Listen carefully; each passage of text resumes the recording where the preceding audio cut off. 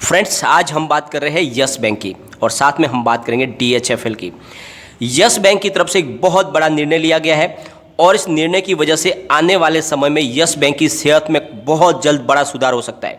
Yes bank वो हर कोशिश कर रही है कि किसी भी तरीके से जो उसकी पुरानी छवि है, जो उसके ऊपर दाग लगे, उसको मिटाना चाहती है और बहुत जल्द वो अपने क्षेत्र की एक नामी गिरामी बैंक बनना चाहती है और इसके लिए वो हर तरह से कोशिश कर रहे हैं। बहुत बड़े बड़े निर्णय लिए जा रहे हैं। तो एक बड़ा निर्णय लिया गया है, वो निर्णय क्या है और उसका क्या परिणाम होने वाला है वो आपको जानना बहुत ज़रूरी है। अगर आपने यस बैंक में इन्वेस्टमेंट किया हुआ है तो ये स्टॉक आपके लिए आगे जाके क्या आपके मल्टीबैगर साबित होने वाला है या फिर आपके निवेश को डुबा देगा। तो इस वीडियो के माध्यम से आपको अच्छे से सारी जानकारी मिल जाएगी। ये पूरा वीडियो देखें। साथ में DHFL को लेकर एक बड़ी अपडेट आई है। भ्रष्टाचार को खिलाफ लड़ने वाले जो ऑफिसर है IAS अशोक खेमका, उनकी तरफ से एक बड़ा खुलासा किया गया है DHFL के घोटाले को लेकर। तो उसको भी हम अच्छे से डिस्कस करेंगे और जानने की कोशिश करेंगे कि आगे क्या परिणाम हो सकता है इस DHFL का, क्योंकि ऑलरेडी DHFL के जो शेयर होल्डर है उनकी रकम पूरी डूब चुकी है, क्योंकि दोनों एक्सचेंज से डिलिस्टिंग कर दिया गया है DHFL को और इस वजह से उनको बहुत ज़्यादा चिंता हो चुकी है। और साथ में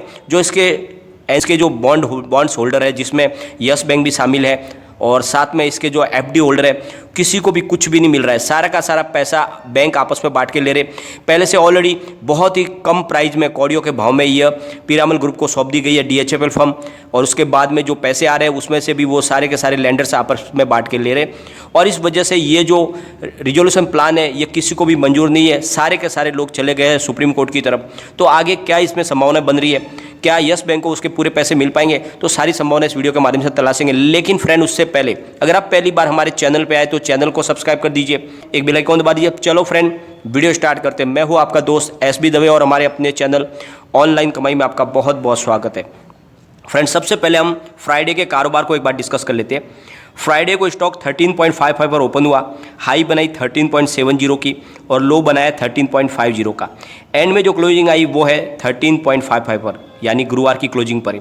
न इसमें गिरावट हुई न बढ़त हुई। बड़ी जो ट्रेडिंग मूवमेंट है वो रुक चुकी है और इसके पीछे वजह है इसके वॉल्यूम में कमी होना। काफ़ी वॉल्यूम में कमी हो चुकी है। अगर इसके वॉल्यूम को एनालिस करें तो पिछले एक महीने पहले 16 करोड़ के आसपास वॉल्यूम हो रहा था, एक सप्ताह पहले 9 करोड़ का वॉल्यूम था और गुरुवार को 8 करोड़ का वॉल्यूम था, लेकिन फ्राइडे को 7 करोड़ का वॉल्यूम हुआ। यानी वॉल्यूम में लगातार गिरावट हो रही है और इसकी वजह से ही जो इसके अंदर मूवमेंट है वो कम हो गया है। परंतु ये बात ध्यान रखें, यह स्टॉक बहुत ही ज़्यादा सेफ हो चुका है। यहाँ से इसमें बड़ी गिरावट की संभावना कम हो चुकी है। काफ़ी जो ज़्यादा तेज़ी इसमें बन नहीं पा रही है। एक पॉजिटिव न्यूज़ की वजह से जो तेज़ी बनती है, लेकिन फिर वापस गिरावट में वो इसी लेवल पे आ जाता है। परंतु स्टॉक अभी भी 13 के ऊपर तो बहुत ज़्यादा मजबूत है। यहाँ से बहुत ज़्यादा वैल्यूबल बाइंग होती है, खरीदारी होती है। इसके अगर वॉल्यूम को एनालिस करें तो BSE में 1,90,64,000 का वॉल्यूम हुआ, सामने 82,84,000 की डिलीवरी उठाएगी और डिलीवरी का परसेंटेज 43.45%। NSE की बात करें तो 5,52,29,000 का वॉल्यूम हुआ और सामने 2,52,37,000 की डिलीवरी उठाएगी और डिलीवरी का परसेंटेज 45.70%। तो ये जो डिलीवरी का परसेंटेज है बहुत ही ज़्यादा। इससे एक बात समझ में आ रही है कि अभी भी इसमें लोग खरीदारी कर रहे हैं। बड़े फंड हाउस इस लेवल पे खरीदारी करना पसंद कर रहे हैं। ये लॉन्ग टर्म के लिए सब खरीदारी हो रही है। आने वाले 1 से 2 साल में इसमें बहुत ही अच्छा बम्पर रिटर्न मिल सकता है और इसके पीछे वजह है यस बैंक के द्वारा जो मैनेजमेंट है उनके द्वारा जो लिए जा रहे हैं निर्णय। तो एक बड़ा निर्णय लिया गया है। RBI ने MP चितले एंड कंपनी को यस बैंक के लिए CA फर्म की नियुक्ति को मंजूरी दे दी गई है।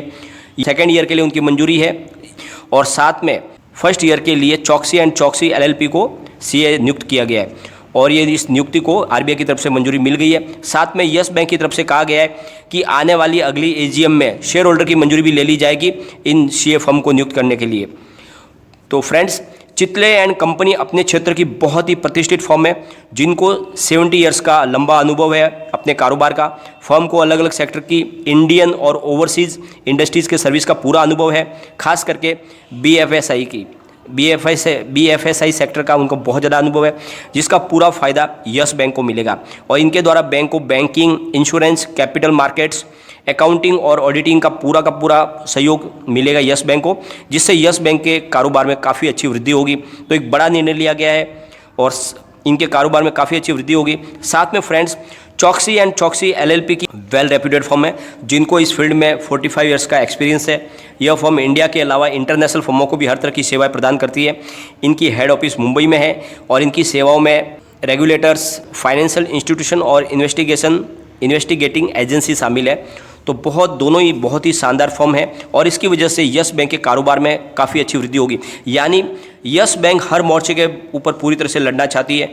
उन्होंने पहले अपने कारोबार को मजबूत किया, उन्होंने अपनी जो लोन बुक है उसको मजबूत किया। अब अपने जो उनके लीगल एडवाइज़र है, जो उनका जो कारोबार संभालने वाली फर्म है, वहाँ से भी जो बहुत ही माने हुए रेपुटेड फर्म है उनके द्वारा ही वो अपने कारोबार को आगे बढ़वाना चाहते, ताकि जो भी है कोई कमी न रह पाए, यानी कारोबार पूरी तरह से आगे बढ़े। उन्होंने ठान लिया है कि जो उन्होंने पिछली बार उनके साथ जो गलती हुई है वो वापस ना हो। आने वाले समय में उनका एक ही मकसद है बैंक का और मैनेजमेंट का कि एनपीए का खात्मा करके नई उड़ान भरना, यानी पुरानी जो भी बैंक की जो कमियां उनको कम किया जाए और नए सिरे से नई शुरुआत किया जाए। तो फ्रेंड्स, जिस तरह से ये जो फैसले लिए जा रहे हैं, यह यस बैंक को डेफिनेटली बहुत ज़्यादा मजबूत करेगी। आने वाले समय में यस बैंक के दिन बिल्कुल बदल जाएंगे और इस शेयर की प्राइस भी बहुत ज़्यादा बढ़ेगी। परंतु एक बात का ध्यान रखें, मैंने आपको क्लियरली बार बार बोला है, अब रेगुलरली मैं यस बैंक पे वीडियो नहीं बनाता हूँ क्योंकि उतनी न्यूज़ होती नहीं है। जिस दिन भी कोई न्यूज़ अपडेट निकल के आते तभी मैं वीडियो बनाता हूँ। इसके लिए आपको ये सोचने की जरूरत नहीं है कि मैंने यस बैंक को छोड़ दिया है। मैं रेगुलरली यस बैंक के ऊपर वीडियो बनाता हूँ और बनाता रहूँगा, लेकिन जब भी कोई बड़ी अपडेट आएगी तभी मैं बनाऊँगा। तो एक अपडेट थी इसलिए मैंने वीडियो बनाया। तो आपको एक बात की ध्यान रखें, इसमें अगर आपने यस बैंक में इन्वेस्टमेंट किया हुआ है तो आपको घबराने की कोई ज़रूरत नहीं है। पिछले 1 साल से मैं आपको लगातार बोल रहा हूँ, यस बैंक में आपने जो निवेश किया है वो आपका डूबेगा नहीं, आपको बहुत ही अच्छा रिटर्न मिलेगा। बस आपको अपना नज़रिया थोड़ा बड़ा करना होगा। कम से कम 2 साल के लिए आपको इस निवेश को भूल जाना होगा, तभी आपको इसमें मल्टी बैग रिटर्न मिल सकता है। आने वाले समय में इसमें बहुत अच्छे दिन आने वाले। यस बैंक जिस तरह से अपने कारोबार को बढ़ाने की कोशिश कर रही है, यह डेफिनेटली मल्टी बैगर स्टॉक बनेगा, आपको बहुत अच्छा रिटर्न मिलेगा। थोड़ा सा वेट करना होगा, धैर्य के साथ बैठे रहना होगा। फिलहाल अगर आप शॉर्ट टर्म नजरिया रखोगे तो इसमें आपको बेनिफिट देखने को नहीं मिलेगा। परंतु एक बात का ध्यान रखें, जो आने वाला Q1 का रिजल्ट होगा इस बार से बेहतरीन आएगा और उस रिजल्ट के बाद में इस शेयर के अंदर तेज़ी बननी शुरू हो जाएगी। तो उसके लिए आपको थोड़ा सा वेट करना होगा।